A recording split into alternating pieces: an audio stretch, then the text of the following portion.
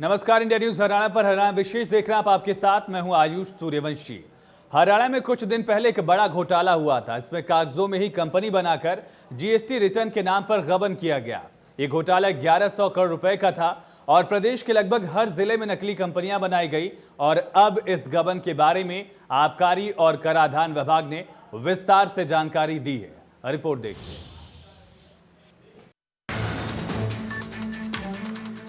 Excise and taxation department की tax research unit ने प्रदेश के 138 नए पंजीकृत करदाताओं को उनके संदिग्ध लेन देन के लिए जीएसटी के तहत मार्क किया है, जिसमें बताया गया था कि 138 मामलों में से 69 मामले फर्जी या गैर मौजूद थे। इन संस्थाओं के अभिलेखों के सत्यापन से पता चला है कि ये करदाता 1182 करोड़ रुपए की क्रेडिट राशि पर पास हुए हैं। इन मामलों को संबंधित जिला कार्यालयों को आगे की आवश्यक कार्रवाई के लिए भेजा गया है।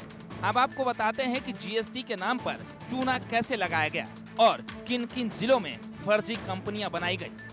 फरीदाबाद नॉर्थ में 9 फर्जी कंपनियां बनी थी। 6 अरब 77 करोड़ 22 लाख की खरीद दिखाई।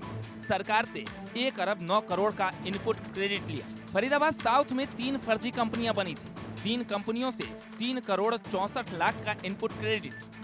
गुरुग्राम नॉर्थ में 5 फर्जी फर्म बनाई गई। 8 अरब 19 करोड़ का कारोबार दिखाया गया। 95 करोड़ से ज्यादा इनपुट क्रेडिट लिया। गुरुग्राम साउथ में 1 फर्जी फर्म बनाई गई। 12 करोड़ 29 लाख का कारोबार दिखाया गया। 4 करोड़ से ज्यादा का इनपुट क्रेडिट लिया गया। सोनीपत में 7 फर्जी फर्म बनाई गई। 3 अरब 55 करोड़ का कारोबार दिखाया। 1 अरब 17 करोड़ 36 लाख का इनपुट लिया। अंबाला में 3 फर्जी फर्म का पता चला है। 59 करोड़ 7 लाख के बिल काटे गए हैं। सरकार से 9 करोड़ रुपए का इनपुट क्रेडिट लिया। भिवानी में 2 फर्जी फर्म का पता चला। 7 अरब से ज्यादा का कारोबार दिखाया गया। 74 करोड़ से ज्यादा का इनपुट क्रेडिट लिया। पानीपत में 6, करनाल में 1 फर्जी फर्म, फतेहाबाद में 1, रोहतक में 6 फर्जी फर्म, सिरसा में 4, रेवाड़ी में 1 फर्जी फर्म, पलवल में 1, कैथल में 2 फर्जी फर्म, जींद में 1, झज्जर में 2 फर्जी फर्म, जगाधरी और हिसार में 2-2 फर्जी फर्म पाए गए। हालांकि सरकार ने इस मामले में कार्रवाई भी की है। क्या कार्रवाई हुई अब तक, ये भी जानिए। अंबाला में 4,31,000 रुपए की रिकवरी की गई। अंबाला में अभी 9 करोड़ की रिकवरी बाकी है।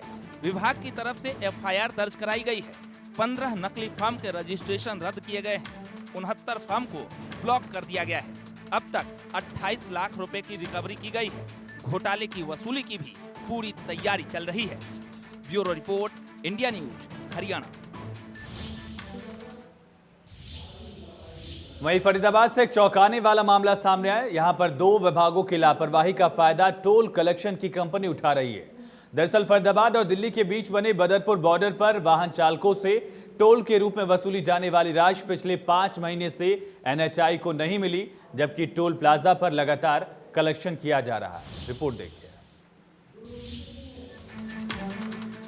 एनएचएआई और साउथ दिल्ली म्युनिसिपल कमेटी के बीच करार हुआ था कि हर रोज 9,20,000 रुपए टोल से देना है, लेकिन पिछले 5 महीने से एनएचएआई को कोई पैसा जमा ही नहीं कराया गया। बावजूद इसके अभी तक निजी कंपनी टोल कलेक्ट कर रही है। टोल एसडीएमसी ऑपरेट कर रही है। उन्होंने एक संस्था लगाई हुई हो, वो उस संस्था के माध्यम से एसडीएमसी टोल अपना कमर्शियल टोल भी वसूल रही है और हमारा एनएचएआई का जो रोड पे टोल लगता है वो भी चार्ज करके एनएचएआई को रेमिट करती है। लेकिन लगातार टोल कलेक्शन हो रही है वाहन चालकों से, आप कीमत भी बढ़ा दी गई है। ऐसे में इतने दिनों से नहीं आना, आपकी तरफ से कोई कार्रवाई की गई है? देखिए, जो एसडीएमसी है वो भी एक सरकारी संस्था है और उचित नियमों को फॉलो करते हुए उनको ये कार्य दिया गया है। टोल अभी उनको नहीं मिल रहा है, लेकिन उनकी जवाबदेही है और वो टोल एनएचएआई को मिल जाएगा, उसमें कोई डिस्प्यूट नहीं है। जुलाई 2019 में दोनों कंपनियों के बीच एमओयू साइन हुआ था, जिसके मुताबिक एसडीएमसी को ये पैसा जमा कराना था और इसी के चलते एनएचएआई ने निजी कंपनी एमईपी को टोल कलेक्शन के लिए नियुक्त किया। लेकिन हैरानी की बात यह है कि अप्रैल से अब तक कोई पैसा एनएचएआई के खाते में नहीं गया। ऐसा भी नहीं है कि एनएचएआई की तरफ से ये पैसा न मांगा गया हो। एनएचएआई ने चिट्ठी लिखकर पैसे मांगे थे, लेकिन जवाब में एसडीएमसी ने कह दिया कि एनएचएआई खुद अपनी एजेंसी नियुक्त कर दे। हालांकि NHAI ने अपनी तरफ से भी किसी एजेंसी को टोल कलेक्शन के लिए नियुक्त नहीं किया। अब सवाल ये है कि जो पैसे निजी एजेंसी टोल के रूप में वसूल रही है वो किसके खाते में जा रहा है। टोल प्लाजाओं पर टोल टैक्स बढ़ा दिए गए हैं, लेकिन दिल्ली बदरपुर बॉर्डर के जो टोल प्लाजा है वहाँ कंपनी द्वारा, टोल एजेंसी द्वारा लोगों से, वाहन चालकों से टोल जरूर वसूला जा रहा है, लेकिन ये जो पैसा है वो कंपनी के खाते में ही है लगातार।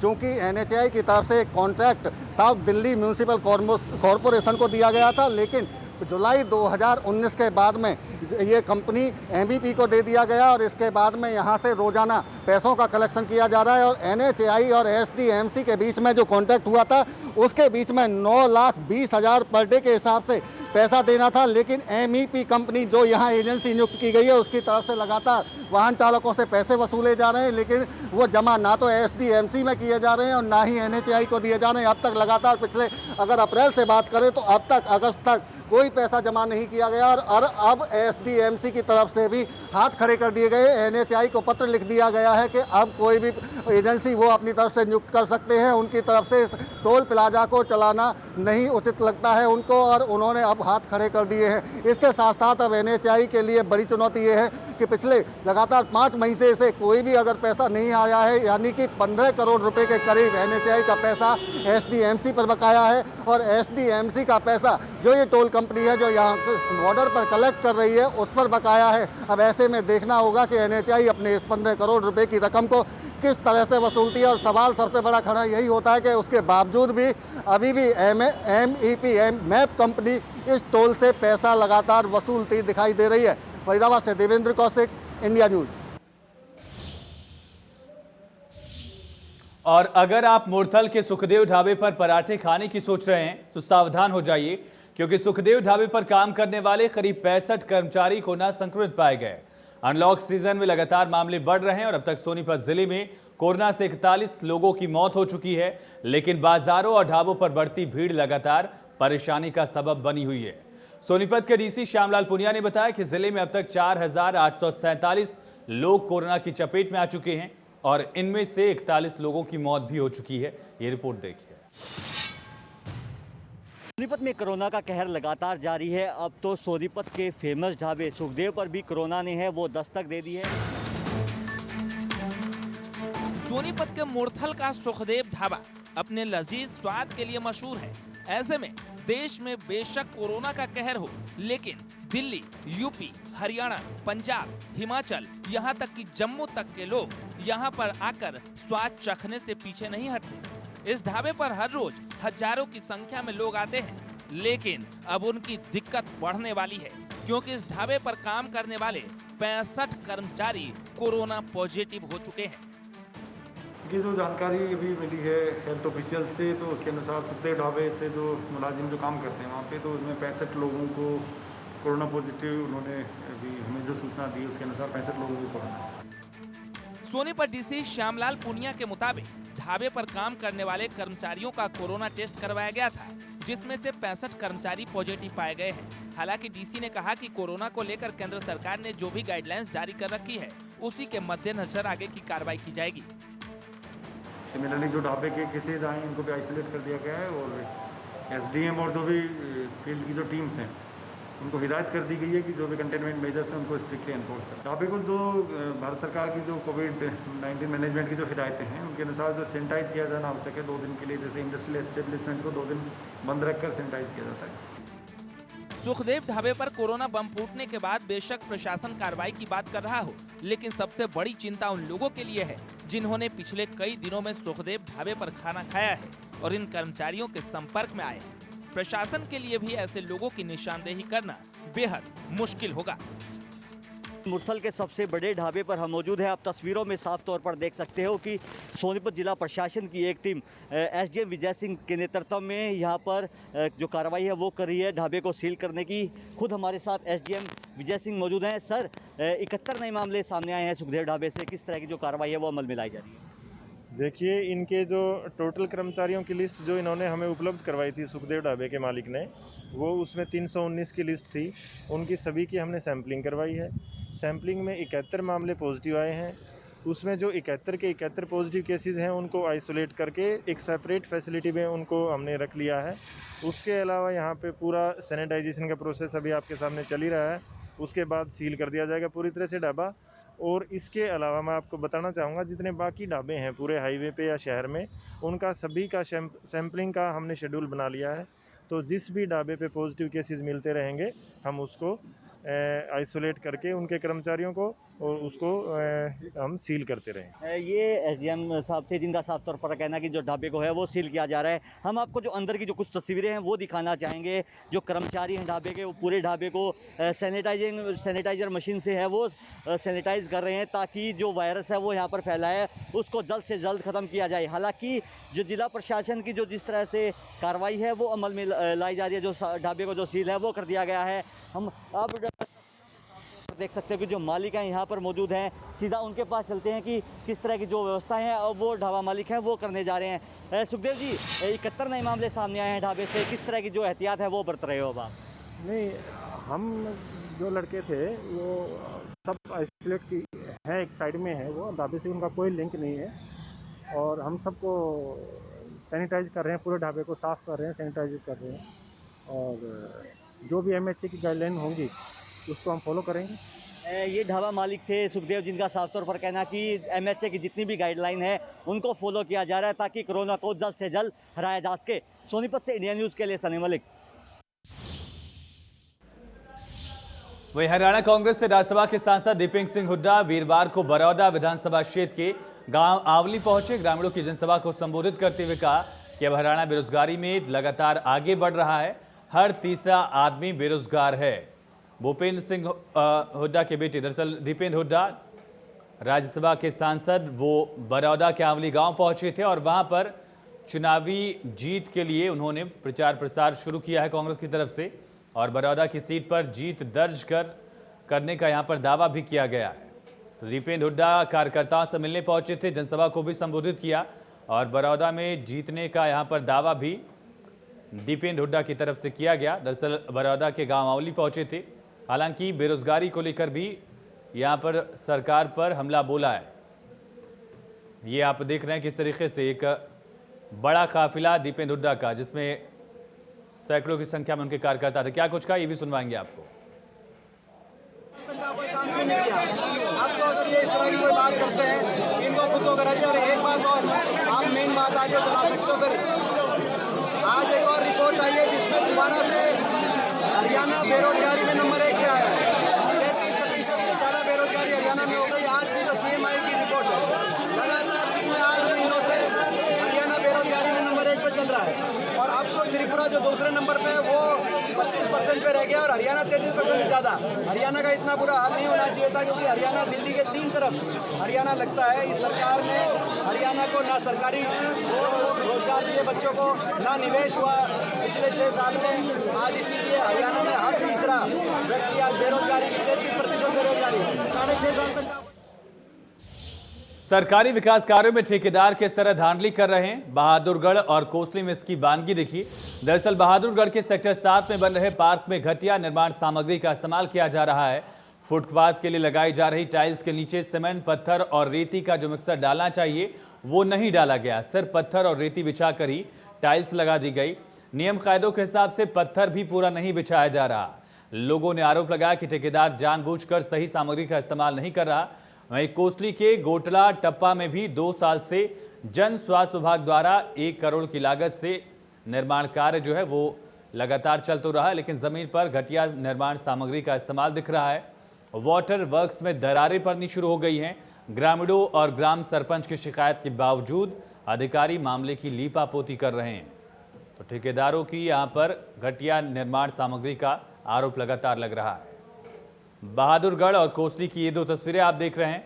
बहादुरगढ़ में जहां पर टाइल्स बिछने का काम शुरू किया जा रहा है वहां पर सीमेंट का इस्तेमाल बिल्कुल न के बराबर दिख रहा है। और प्रदेश के अलग अलग हिस्सों से मारपीट और गुंडागर्दी की अलग अलग तस्वीरें सामने आई। पलवल में जहां 2 पक्षों के बीच लाठी डंडे चले, वहीं इंद्री में भी सिरसा ब्रांच नहर के पुल के पास 2 पक्षों में चाकू और डंडे चले। 2 लोग घायल भी हुए। दोनों घायलों को इंद्री के हॉस्पिटल ले जाया गया, जहां पर प्राथमिक इलाज के बाद उन्हें करनाल रेफर कर दिया गया है। इसके अलावा फरीदाबाद में रोडवेज और प्राइवेट बस कंडक्टर के बीच मारपीट का वीडियो भी वायरल हुआ, जिसमें रोडवेज के कर्मचारी बस की टाइमिंग को लेकर निजी बस के कंडक्टर के साथ मारपीट करते नजर आ रहे हैं। तो पलवल, इंद्री और फरीदाबाद तीनों जगह पर गुंडागर्दी की तस्वीरें सामने आई। पलवल में ये तस्वीर देखिए कैसे दो पक्षों में जमकर पत्थरबाजी हुई है, लाठी डंडे चले हैं, मारपीट की गई। एक पक्ष ने दूसरे पक्ष के लोगों को पीटा, दूसरे पक्ष के लोगों ने भी पलटवार किया, जमकर पत्थरबाजी। देखिए रॉड किस तरह से लेकर बुजुर्ग युवक भी इसमें हमला कर रहे थे। इंद्री में पुल के पास दो पक्षों में चाकूबाजी की घटना सामने आई है, मारपीट की घटना सामने आई। घायल को प्राथमिक उपचार के बाद करनाल रेफर कर दिया गया है। फरीदाबाद में सरकारी बस कर्मी और साथ साथ जो निजी बस ऑपरेटर्स थे उनके बीच टाइमिंग के विवाद को लेकर मारपीट हुई और एक निजी बस कर्मी को जमकर यहां पर मारा पीटा गया है। सरकारी कर्मियों पर आरोप लगा है। पलवल में दो पक्षों में झड़प का आरोप है। और इंद्री में आखिर मसला क्या था, किस वजह से मारपीट की गई, चाकूबाजी की घटना कहां सामने आई, इस पर आपको बयान सुनवाते हैं। हम सुबह आए थे जी काम पे, तो हम बेरियो पर खड़े जी, हमारी मोटरसाइकिल तेल खत्म हो गया था। तो कहाँ काम करते हो आप? हम इंद्री में लग रहे जी पेंट के काम पर जी। अच्छा। तो जी वहाँ थे जी, मेरा भाई आने लग रहा था गाँव बुटानी खेड़ी से जी। तो बुटानी खेड़ी से आते हुए जी 3-4 बंदे थे जी, वे भी गाँव बुटानी खेड़ी के हैं जी। प्रिंस नाम लड़ गया, तो मेरे भाई की मोटरसाइकिल के आगे लड़ गए जी। मैं तो अड़ दिन दारू ना चक्कू जी, बिंडे ले रहे थे, राड़ा ले रहे थे, गंडासिया ले रहे थे जी। बहुत बंदे थे जी, इस पर अंधेधुंध वार करे जी ना। और मैं मौके पर था जी वहाँ, तो मैं इतना आया जी, इतना हूँ ना पूरा हथपाई करती थी जी। फिर भी माना कुछ नहीं करा। तो आप मौके भी थे जी, थोड़ी दूर थे, मतलब वहाँ हम भाग गए नहीं इतना माना पता लगा, मतलब कि इस टाइम तक हम भाग गए जी। तो इतनी देर में मेरा भाई घायल कर दिया पूरी तरह जी ना। तो फिर हम डर गए जी, माना वहाँ अपना भाई उठाया जी, हम इन्हें लेकर भाग गए अस्पताल में आए सीधी।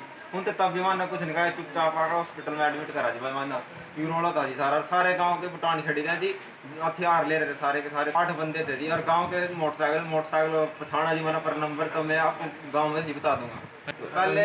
पहले भी मारे थे जी इन्होंने भाई को जी, अकेला घेर का मारा था जी, और ऐसे ही अब किया जी।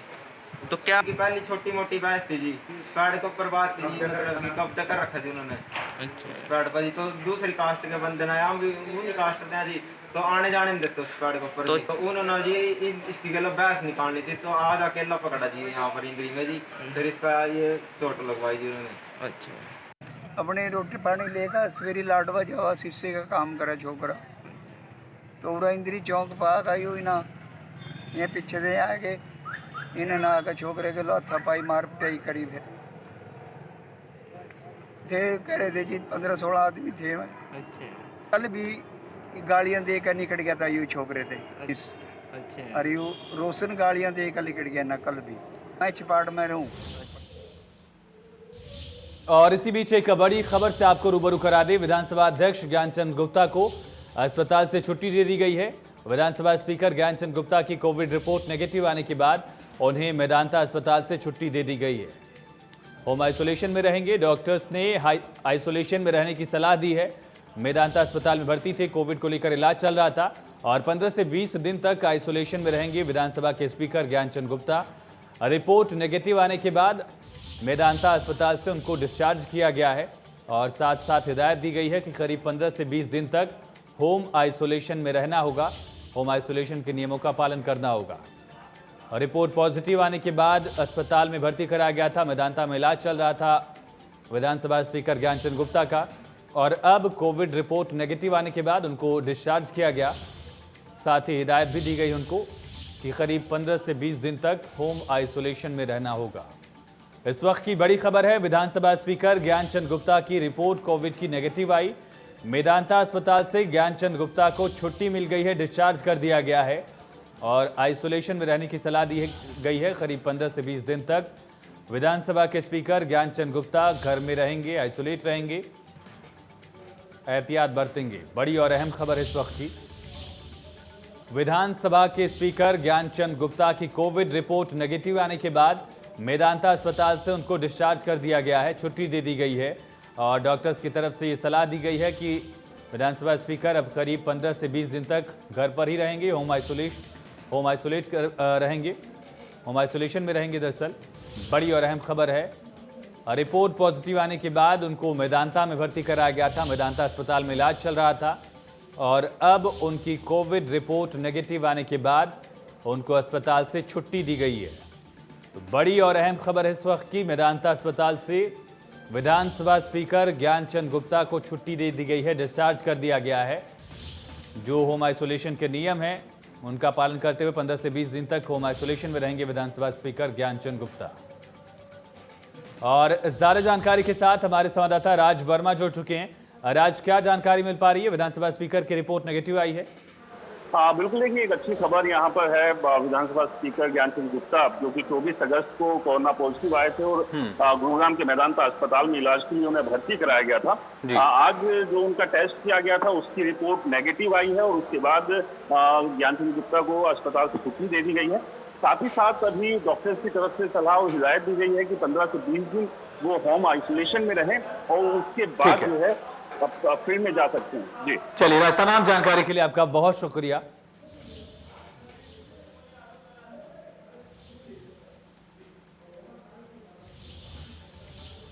चलिए, इसी के साथ हरियाणा विशेष में इतना ही। खबरें लगातार जारी हैं, बने रहिए। हेमपुष्पा इम्यूनिटी बढ़ाए, स्वस्थ बनाए, महिलाओं की नंबर 1 आयुर्वेदिक औषधि व टॉनिक। 24 घंटे में सामने आए कोरोना के रिकॉर्ड।